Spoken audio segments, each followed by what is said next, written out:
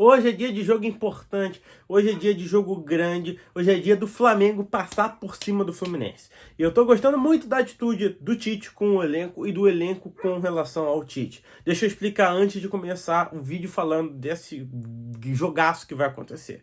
Bom, pra quem não sabe, o Gabigol teve uma atitude aí durante o último jogo contra o Boa Vista, que houve um pênalti. E o Gabigol ele estava aquecendo para entrar em campo. E aí a câmera flagra o Gabigol falando: arrasca, arrasca, vê se eu posso bater, pede para ele deixar eu bater, algo nesse sentido. E aí o Pedro vai, bate o pênalti e perde a cobrança de pênalti. E acaba o jogo, todo mundo desce pro vestiário e tal, e aí já tava tocando uma musiquinha, e o Gabigol é repreendido pelo Tite. O Tite falou: olha, Gabi, você tava aquecendo, o Pedro tava no jogo, ele ia bater o pênalti de qualquer forma. Ele não sairia antes de bater o pênalti, porque é mérito do cara, ele tava na partida. Assim como, caso você estivesse em campo e fosse o Pedro estar entrando, você bateria o pênalti. Eu não vou fazer isso. Isso é sacanagem. Isso é pensar muito mais no individual do que no coletivo. E o Flamengo é maior que todo mundo. E eu gostei por quê? Porque o Gabigol, ele ficou, ó, pianinho. Ele não falou nada. Ele aceitou aquilo ali e eu acho que ele entendeu.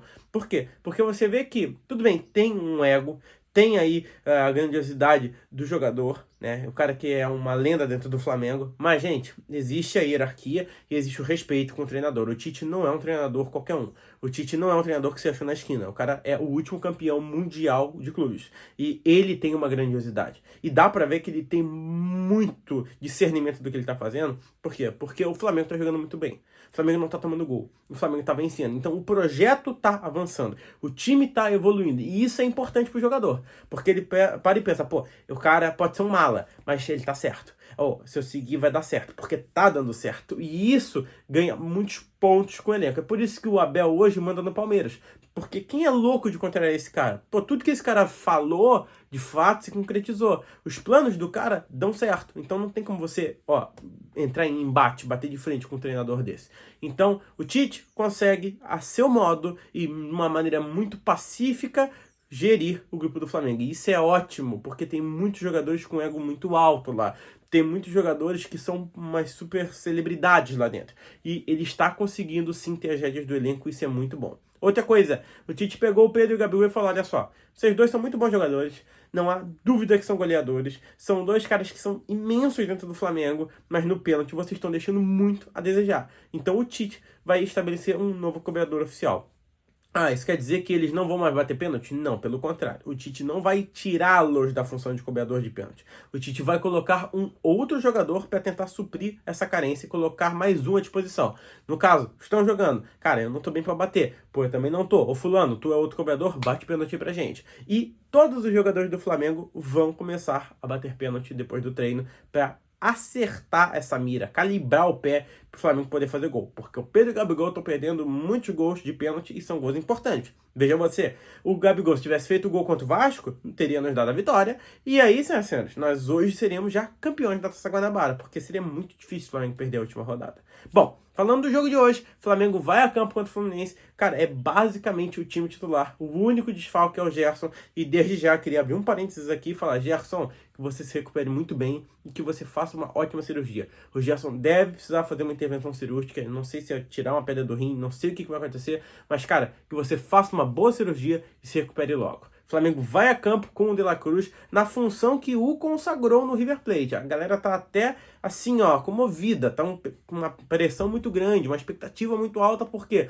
o De La Cruz vai pela primeira vez jogar no Flamengo na posição que ele sempre ocupou no River e onde ele brilhou. E ao lado, ele vai ter tanto um Arrascaeta que está inspirado e também vamos ter aí o meio-campo do Flamengo completo, com o Pulgar também. Então o Flamengo tende a ter um meio-campo fortíssimo nesse jogo. O ataque eu acredito que seja o Pedro, o Luiz Araújo e o Cebolinha, e não vamos ter o Vinha na lateral esquerda. O Ayrton Lucas deve ser o titular, a dupla de zaga deve ser o Fabrício Bruno e o Léo Pereira, e na direita eu chuto entre Varela ou o próprio Mateuzinho. O Wesley só deve entrar se ele vê, o Tite vê, que o time do Fluminense cansou. Mengão vai a campo inspirado, tem que vencer o Fluminense, tem que mostrar que valeu a pena contratar diversos jogadores bons, que os milhões que estão entrando sim fazem diferença, que a nação é diferente demais, assim, e vai jogar no Maracanã. É um estádio que vai ter uma torcida neutra, é um estádio que o Fluminense também conhece, mas nós conhecemos bastante. Então nós precisamos fazer valer o nosso mando de campo,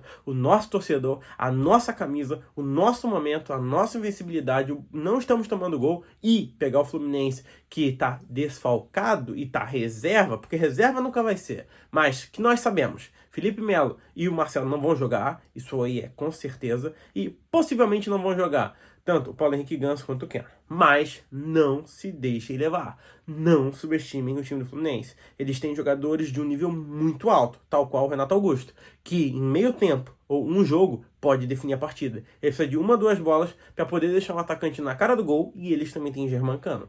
Então não dá para subestimar os caras. Não dá para dizer que o time dos caras é ruim. Não, é o segundo melhor time do Rio. Fica só atrás da gente.